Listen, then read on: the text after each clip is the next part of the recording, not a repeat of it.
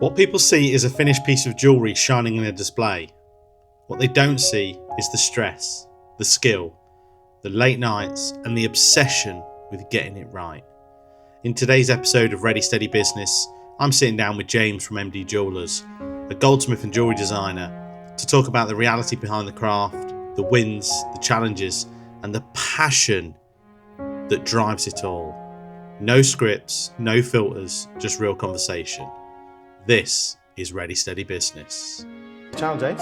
Thank you, mate. How are you doing? Thanks for having me on. No, honestly, it's a real pleasure. We're actually in your, would you call it a workshop? It's a workshop. Studio? I've dragged you out of the food truck, Yes, mate. we I've have. dragged you out, and here we are in my workshop. And it's incredible. It's amazing to think of some of the pieces of jewellery that you've made in here over the years. And not only you, but that we're actually in MD Jewellers, but previously it was John Cussell's, wasn't it? Yeah. For many, many years, he sat where I'm sat today and Right. did exactly the same as what I do on an almost daily basis. Okay. So take us back to why precious metals? Why jewellery? Why did you go into that? I mean, ultimately, people expect this very romantic kind of story of how I fell in love with jewellery. Yeah. There is a slight romantic side to the story, but ultimately, I was pretty rubbish at everything else. Okay. So academically, at school, I was dreadful, Right. massive underachiever. I just didn't really take to anything.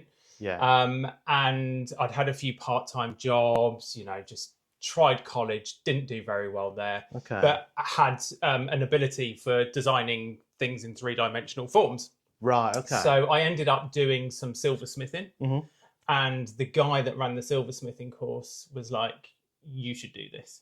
Okay. It's like, fine, okay. Do you think that was because it's more hands-on than the academic side of things? There's something you could see in it, and the progress of designing, making, creating, etc. And then you have a product at the end. Yeah, Do you think that's? I think just sometimes our brains work in different ways. I've never been book smart, Yeah. No, yeah. but I can make stuff. Yeah. Ultimately. Yeah. So yeah, that's kind of the story as to how I ended up getting in jewellery. Okay. The slight romantic side of it is when I was a young boy, my granddad had a friend who had a shop and workshop in the Jewellery Quarter. Right. And Okay. apparently one year we went up there, me Yeah. and my granddad, to go and collect this bracelet that had been handmade for my grandma. Okay. And I was utterly obsessed with how this bracelet had been made. I wouldn't stop talking about it. I wanted to go and see the guys that had made it. Right. So I kind of think maybe subliminally was that, Yeah. the course that my life was going to take. Okay. So that was back in Birmingham, was it? That was in Birmingham, yeah. And then how long have you been up here in Grantham? So we've been up here for 7 years, and we've been at this location for 6. Okay. Yeah. So you was at you'd had a previous location before. Yeah, so Natalie and I originally moved up here because we bought MD Jewellers that was on Welby Street. Yes. And then about a year later, I became very good friends with John. Yeah. He told me that he was due to be retiring. Yeah. And did we want this building? Oh wow. And we said yes without really knowing Really? how we were going to afford it, where the money was going to come from. But Yeah. we said yes, and we just said, we'll make it happen. Yeah. But you do though, don't you? And I think sometimes in life and in business and everything, things are put in front of you at certain times of your life where you just do it, don't you? And you worry about the aftermath afterwards. I think sometimes if you think about stuff too long and too hard, you'll run a mile. Yeah. You would scare yourself to death, wouldn't you? Well, I think you then start thinking about all of the obstacles. Yeah. Whereas if you, and don't get me wrong, they've got to be educated kind of gambles. But if you kind of just say yes to something, the obstacles meet you along the way. Yeah. So they're a lot easier to overcome than Yeah, if you think, how am I going to get from here to here? What's going to go wrong? What are we going to have to do? It just becomes overwhelming. Yeah. Okay. So can you remember that day that John came and spoke to you and said, would you like to take this on and have this shop? Yeah. Was it exciting? Feeling sick? Super nervous? Did you have to? Was Nat already here? Or? So what a lot of people don't know is when we moved to Grantham, we drove down Westgate one day, and Nat looked out the car window and said, pointed at John Cussell's shop. She said, "I want that building one day." Okay. I was like, "Well, it's probably not going to happen because he's like Grantham's biggest jewellers. Like, Yeah. He's not going to go anywhere."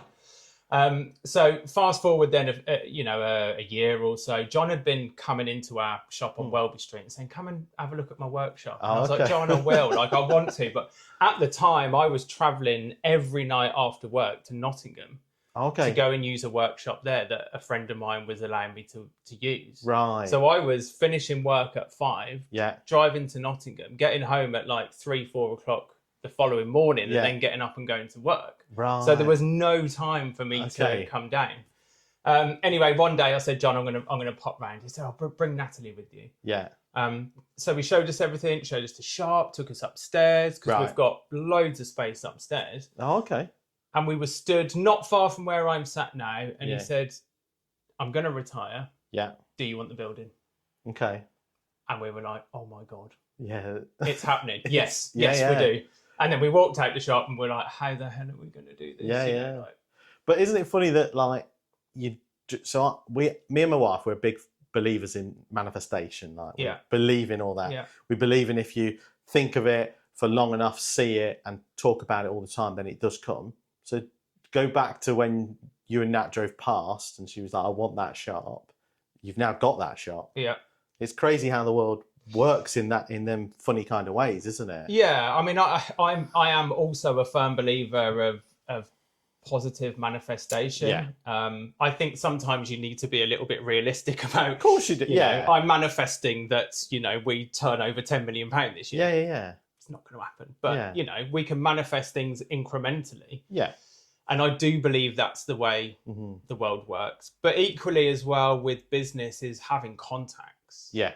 So should I have never met John or been open to meeting somebody that could have been seen as a competitor of ours, that opportunity would never arisen. Yeah. So you just talked about competitors. Obviously, we're in Grantham. There's quite a few jewellers in town, isn't there? What do you think stands you out from other people? Is there something you particularly do yourself? Is it something that the designs that you do or the way your shop's laid out? Is there anything that you think stands you out from the crowd? I think this here is the main thing. Okay. But I think we were very particular about a certain demographic that we wanted to appeal to. Okay.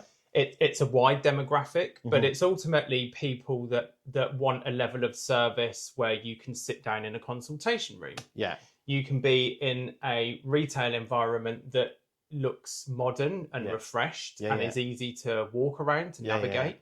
So I think maybe that's what appeals to the people that come to us. Okay. It's not just the workshop. It's not just the fact that a lot of work is done on site, that we do bespoke design, we manufacture here. Right. It's also just the ethos of us as a business and what we wanted to offer people, basically. Oh, okay. That's exciting, isn't it? Yeah. So let's talk us through like if a customer comes in and they want something bespoke. Yeah, so it kind of goes one of two ways. There'll be some instances where a customer comes in and pretty much knows what they want. Okay. My job then is to basically put that using CAD software into a 3D form. Okay, right. And it might be that maybe the customer's got some ideas that actually, when it's made into jewellery, it won't be serviceable. Right. Okay. So it could be that a customer is particularly sporty, wants to wear this ring all the time, but wants an engagement ring made, for example. It's just not going to be suitable for that lifestyle. Okay. So I need to manage expectations and put across recommendations. Right. Okay. In that instance. Yeah. Another instance is a customer will come in with a complete open kind of brief for us to do. Yeah. I've got maybe this bit of jewellery. I want it turned into a ring. Yeah. And we have a complete open brief, design brief. Okay. Now, with these situations, ultimately, I see myself less of a jewellery designer and more of somebody that just needs to take a person's imagination Yeah. and make it reality. Okay. Because most people know what they want. Right. Okay. Even people saying, I've got no idea what I want. Yeah. I say, well, let's start off with what you don't want. Yeah. And then let's get all of those ideas out the way. We know what you don't want. Yeah. Then jewelry design is relatively limited. Okay. So then we'll look at kind of putting all of the ideas of what you do want together. And my job then is to basically use my experience to make sure that that can work as a piece of jewelry. Okay. So it's very much working with the customer. Yeah. It's a lot of interpretation. Right. And then some skills. Okay. Just a little bit of Just little, as you would sprinkle on your food, just a little sprinkling of skills at the end. And what part of that journey do you enjoy the most? Do you enjoy, because you must be super creative, right? In order to be able to come up with some fancy designs, flashy designs, or taking someone's, because let's face it, I have it on the truck sometimes. People's expectations are like up here, and reality is that we can't do that. We have to bring them back down. I remember one lady wanted me to feed something like 130 people in an hour on my own. That's impressive, mate. Yeah, conveyor belt. I don't even think like McDonald's, Burger King, I don't think they can feed that many people nowadays. They park you in a bay, don't they? So it's about bringing people's expectations down. But which bit of that jewelry design making consultation process do you really enjoy the most? Is it the design and then it going actually into a piece of jewelry, or is it sitting down with the customer and going, God, these are pretty good ideas? So I think it's going to sound a bit cheesy. No, but for me, as my career's developed, I think where I am now in my career, the most enjoyable aspects is the human to human interaction. Okay. Most of the time, if we're designing something nowadays, it's an engagement ring. Okay. So, I mean, we're a part of someone's life story. Yeah. It's incredible. Yeah. You know, it is genuinely incredible. It is, yeah. But also, we might be redesigning jewelry. Right. And each item of jewelry that we're redesigning has got a story with it. Yeah. And some of the stories that we hear are very emotional, very inspiring. So I think that human to human interaction of learning about people, learning about, you know, my grandmother owned this ring and now I want it redesigned. Well, with that, I'm not just going to take that ring and redesign it. I'm going to sit down with you and I'm going to listen to what story this ring has. And it's incredible. Like, that's the bit that I think I enjoy. They are, because they're timeless, aren't they? Pieces of jewelry. They've been through everything. Yeah, and I quite often say, if we think about jewelry, most of the time, significant pieces are bought around significant times in people's lives. So engagement rings, wedding rings, eternity rings, maybe a present for the birth of someone's first child. Or equally, maybe someone's inherited something because someone's passed away, or someone's bought something to remember a family member that's passed away. So they're really significant moments in people's lives, and we kind of get told that information. And do you feel the pressure? Because obviously, like I said to you a minute ago, I've got my wife's wedding ring with us. Well, John Cussell made that. But she wanted her nan's ring encompassed inside it. So it's like white and gold band.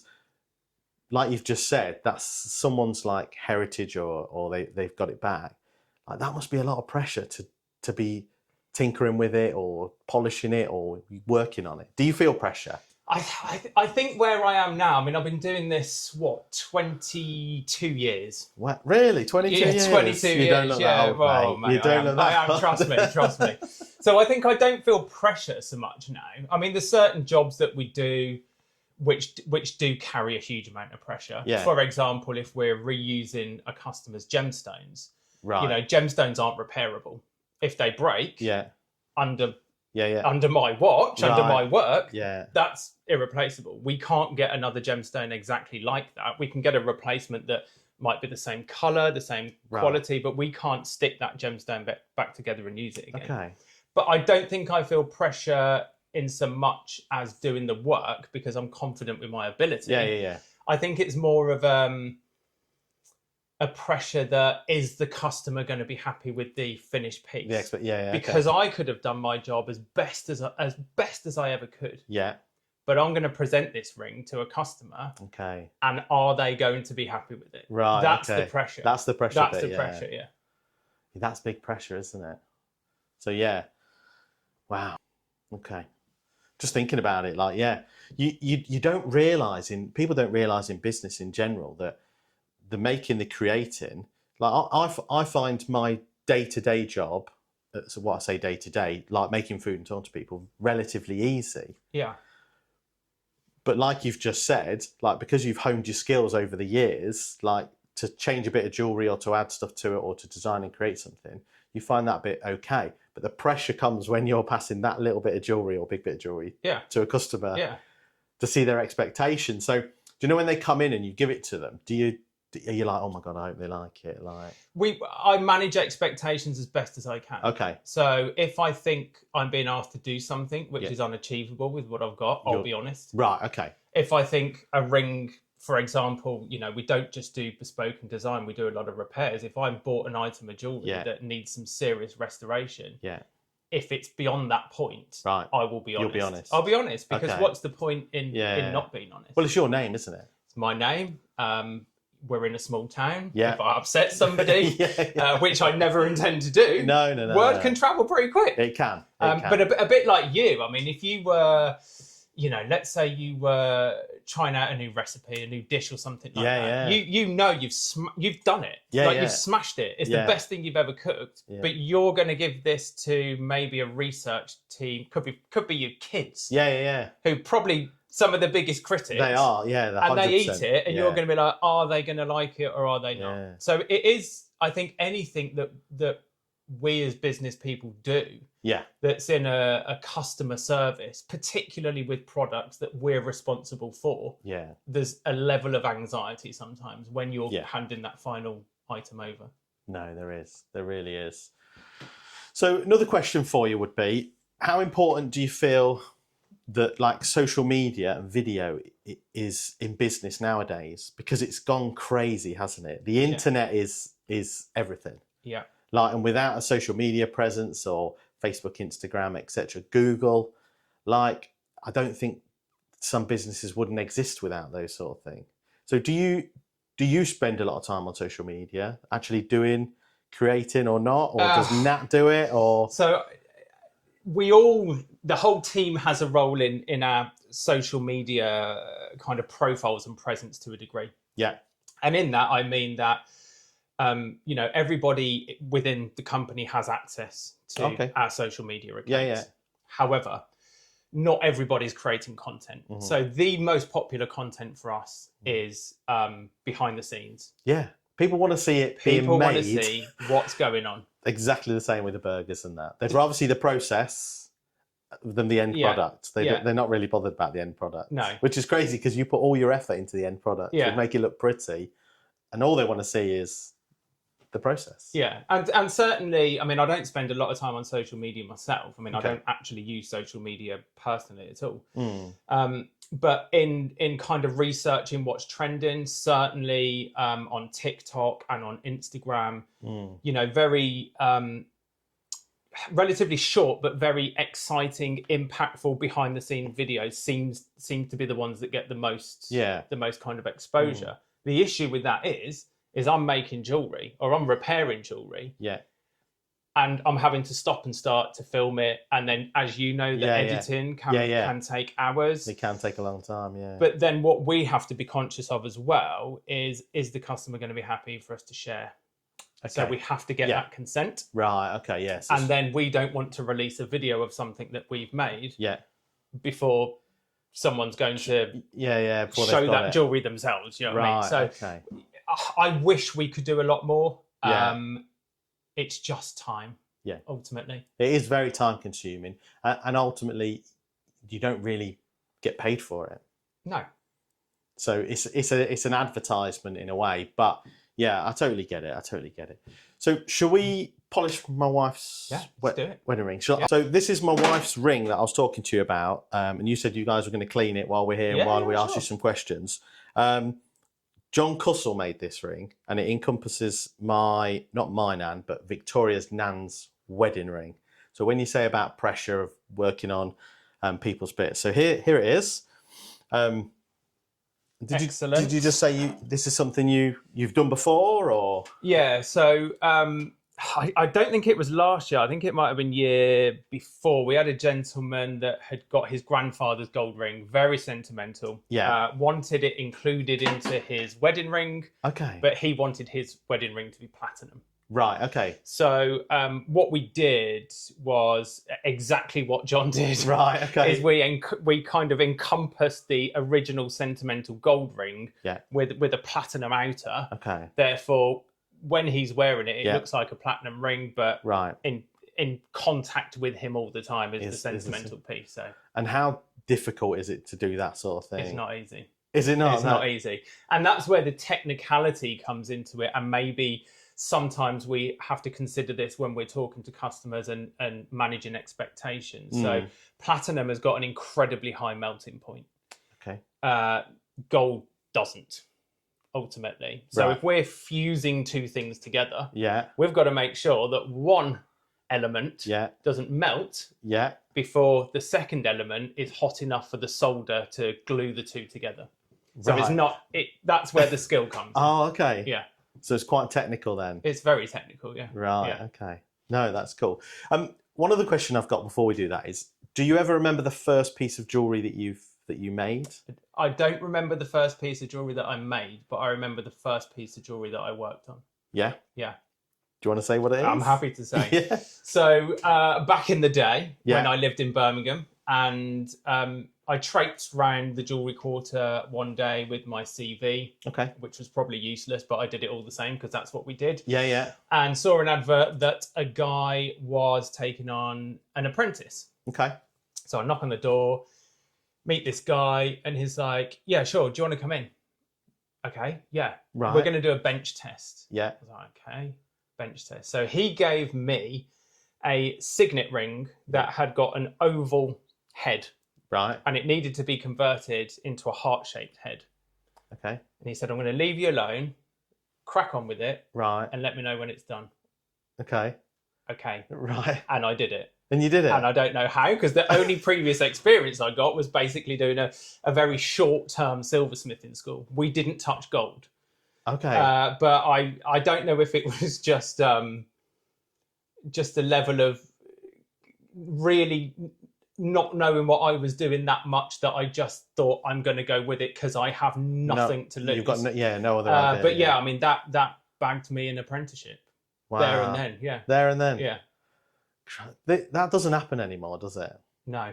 Do you get people knocking at your door with CVs for goldsmith apprenticeships and jewellery apprenticeships? It's happened a few times, but not really, because I think, again, and I think I'm going to bring social media into this conversation. I think the social media influence of jewellery is very much about ultimately maybe trying to flip jewellery, trying to make big, like hip hop style jewellery, grills. Like we all know Tracks from Tracks NYC. He's like huge and he's doing this crazy stuff. I don't think necessarily people really want to start at the bottom. Yes. They kind of want to get in the market and be making some serious money from the get-go.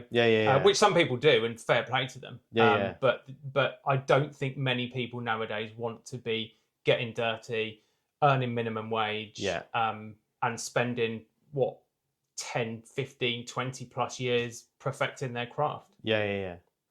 What's the plan for this year for you guys then, 2026? What does it hold for MD Jewellers?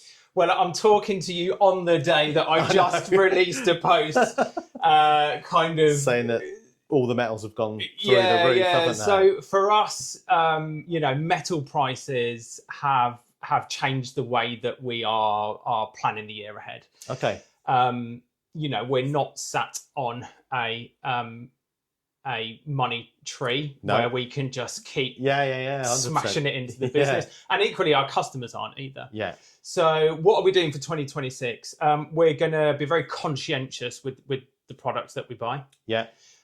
So we might be looking at more gold-plated products than solid gold. Yeah. I was over in Italy, in Vicenza last weekend, saw that. and that is a trend that is going to be across the industry. Right, a lot of people are looking at gold-plated, maybe kind of occasional or fashion jewellery, if you call it, rather than solid gold. Right. So we'll be doing that. We are going to be using customers' metal a lot more to make bespoke pieces where we can. Okay. If you want to make your wife something, and you've got a bunch of unused jewellery, we can use that. We can refine the gold down. We can use it to cast new pieces with. I think just keep continuing to offer the best customer service that we can. And just kind of see where organically we go throughout the year. Okay. Just see. Yeah. Just keep. I always say to people, as long as you can see one step ahead, just keep taking it. Yeah, that's it, mate. Oh, and we'll be eating some more smash burgers as well. Perfect. That's what we want. We want you to come to the truck. So James is currently polishing my wife's wedding ring. So we'll just put you up here a little bit. So I've got some quick fire questions if you can do it at the same time. Mate, I'm gonna do my best to multitask. Okay. But we'll see how it goes. Okay, mate, that's fine. So gold or silver? What do you prefer? Gold. Gold. Custom piece or full creative freedom? Full creative freedom. Sketch first or design as you go?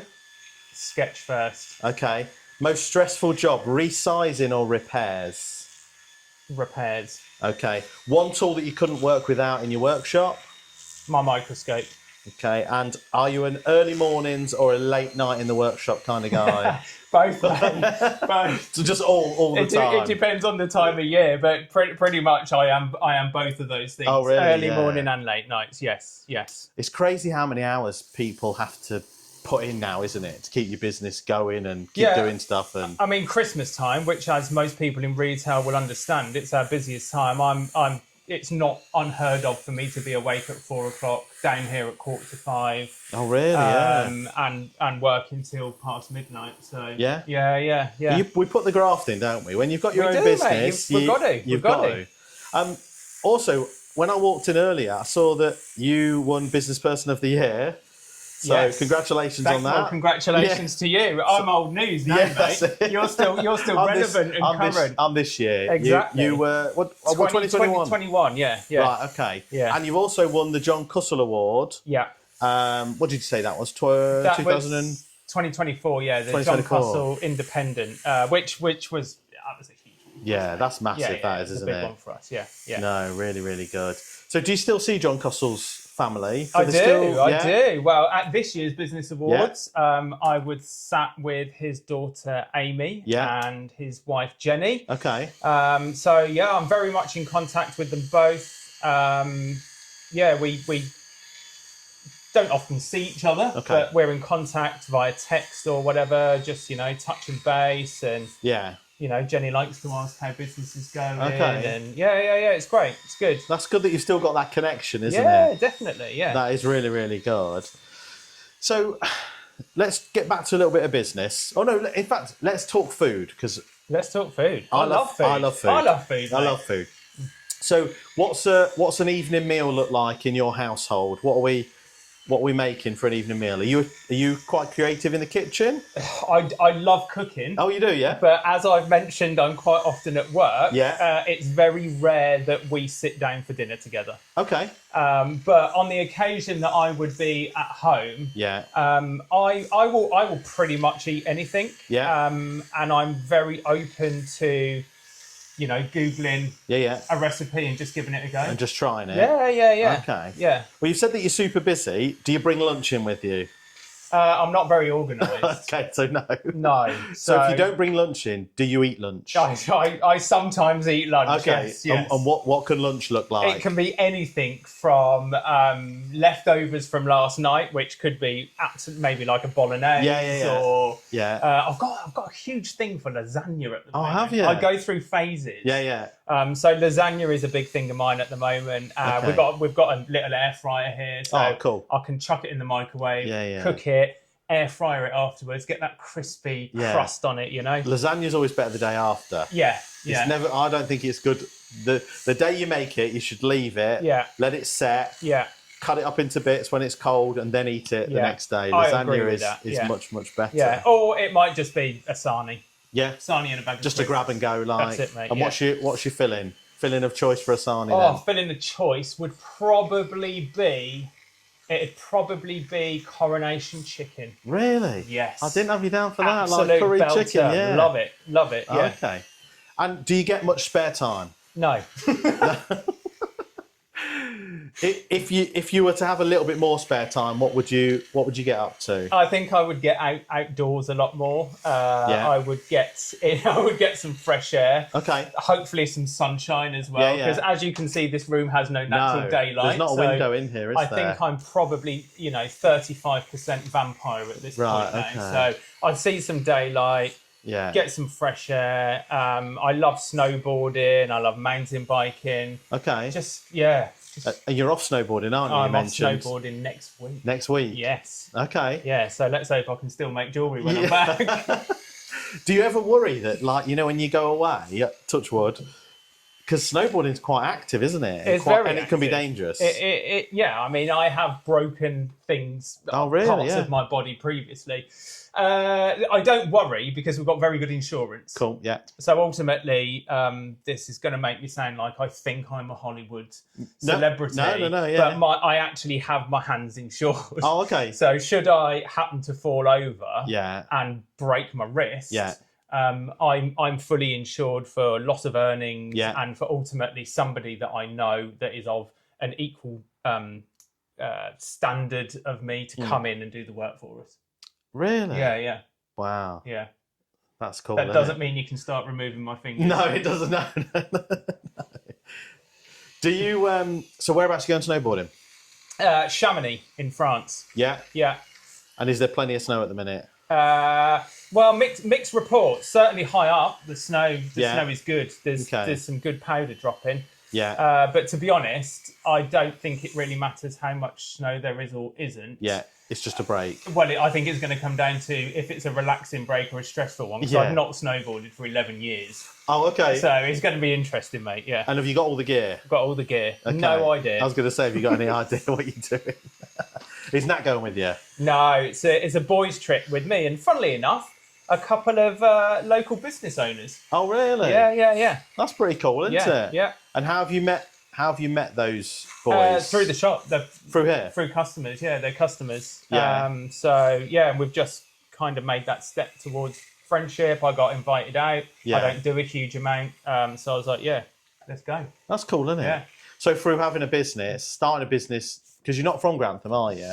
No, so we moved up from Hampshire. So, we didn't know anybody. Right. And with work being so busy and so demanding, we haven't really been able to create a social life. Like a friendship group, yeah. So the only way we've really got to know people is through them being customers, or at least coming into the shop. So it's kind of a nice evolution, between business and friends. And one of the guys that I'm going with owns a local business, big kind of manufacturing company. Okay. He's actually done some stuff for us as well. Oh, cool. So he's bought from me. We've done some stuff with him business-wise, and now we're going snowboarding together. So that's pretty cool, isn't it? Yeah. That's what business can do, and that's why I like putting videos out there and talking to people. And I met you at the Business Awards. Yeah. We knew each other anyway, but I met you at the Business Awards when for Business Person of the Year. And we were like, let's get it done. Yeah. And then this is you on the podcast now. Yeah, this is where we are. Yeah. Here we are. It is good. I've got some other little questions and then we'll wrap up because I know you're a busy man. No problem. One of the questions was from someone off social media.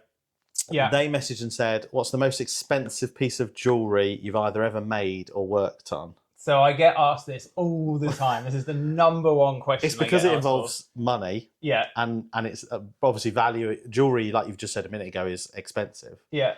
So people are just intrigued, aren't they? Yeah. So given the fact my career is now quite long, Yeah. I will have to refer back to when I was employed. Yeah. To think about the most expensive piece I've worked on. And it was a 10-carat 3-stone diamond ring, and Right. I'm going back probably 15 years. Yeah. The value then was almost 200,000. Really? Yeah. My God. Yeah. And you didn't feel the pressure? No, I did. Yeah. You did? Yeah. I had beads of sweat coming down my head. Yeah. I was absolutely petrified. That's a lot of money for a ring, isn't it? Yeah. A lot of money for a ring. Yeah. I was questioning my ability throughout the process. I was worried about damaging something. But luckily, the customers that I made it for, although they had nearly 200k disposable income to spend on a piece of jewellery, were very humble. Really? And that helped me. Yeah. Because whilst I'm making it, I'm thinking, I know these guys, they're really cool. They're going to love what I've done for them. Oh, okay. And they did. Yeah. So that's the most expensive. You've just mentioned something like about damaging stuff, jewellery. Is it easy to damage jewellery then? Yeah. Is it like if you're working on something, is it? Yeah. Oh, it really is. Yeah. It can be. Yeah. I mean, diamonds, a lot of people think diamonds are indestructible. They're not. They're the most hardest natural kind of element or form that we work with. Yeah. And they're certainly the top of the scale for hardness when it comes to gemstones. Okay. But you can break diamonds, and they break easier than you would think. Really? So yeah, we have to be careful. But again, insurance. Yeah. And your eyesight must be really good because what you work on is really intricate, isn't it? Well, it used to be. Okay. But when you asked me what was the most important piece of equipment, I said my microscope. Yeah, you did. Yeah. So a lot of fine work nowadays I will do under my microscope, which will go up to, I think, about 50 times magnification. Right.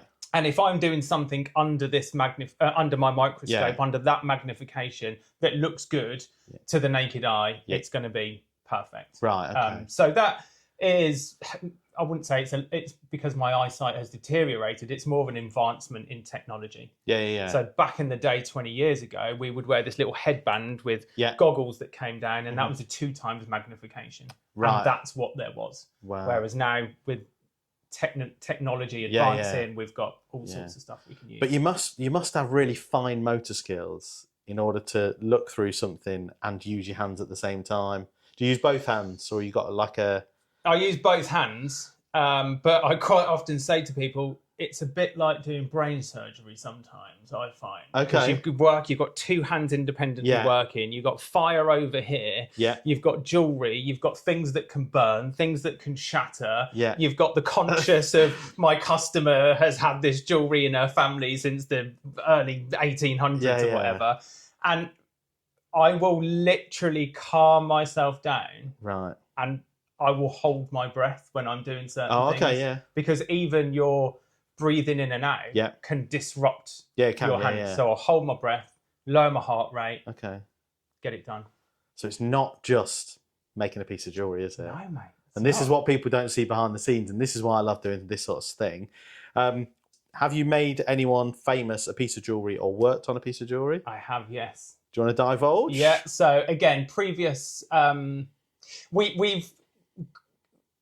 we have some customers now who, if I was to name them, people would know. They're household names. Right, okay. And are classed as famous and celebrity. But because they are current customers, we will not divulge who they are.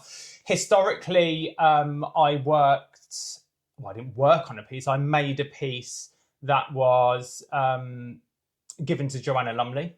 Okay, yeah. So where I used to live in Hampshire, the city that I worked and we lived in, I ended up being introduced to a retired officer of the Gurkha Regiment. Yeah. At the time, she was doing some work with getting Gurkhas to be able to basically live in the UK. Okay. And it was the 100th anniversary of the Gurkha Regiment fighting for the British Army. Yeah. So we made, I made, but Yeah. on behalf of the company I was working for, this beautiful brooch, Mm-hmm. diamond set brooch that was the Gurkha Regiment badge. Nice. We got invited to a private dinner where I sat with Joanna Lumley, had dinner with Oh, her, lovely. and we presented this brooch to her. Wow. So that was cool. That's really cool, isn't it? Yeah. Really, really cool. And the question that I finish with all the time is, dead or alive, you can have a meal with anyone, who would it be? So I've seen your podcast. Okay. I've watched the videos, and when I knew this was happening, I really struggled with this. I think a lot of people will speak to celebrities or famous people. Yeah, yeah.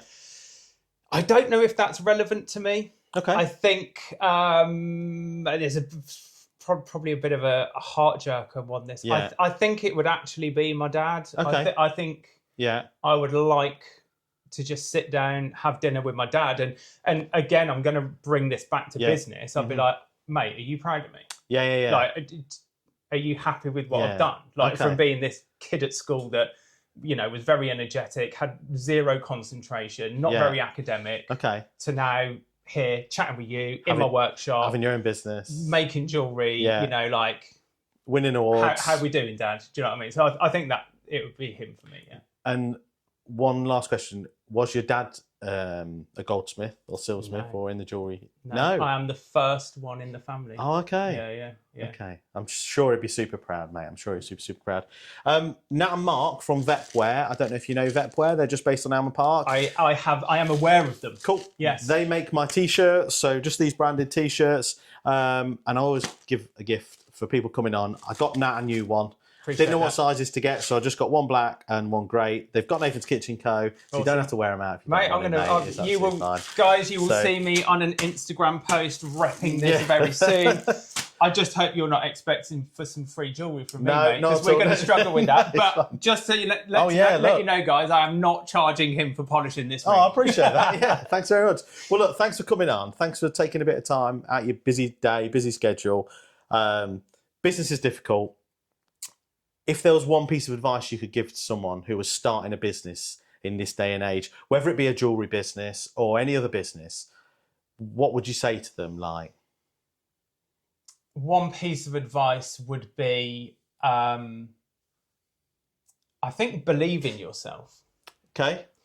Because it's very easy to come across things, hurdles, problems, even criticism. Yeah. You know, we get criticised. Yeah. Of course we do. It's the nature of the world. Yeah.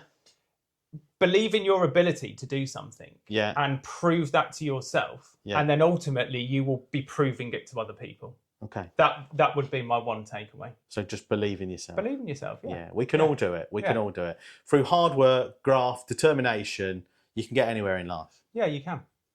Absolutely Perfect. can. Thanks for coming on. Really appreciate it. Lovely to see you, mate. Cheers, man. We'll see you soon. Thank you for coming. No worries. Cheers.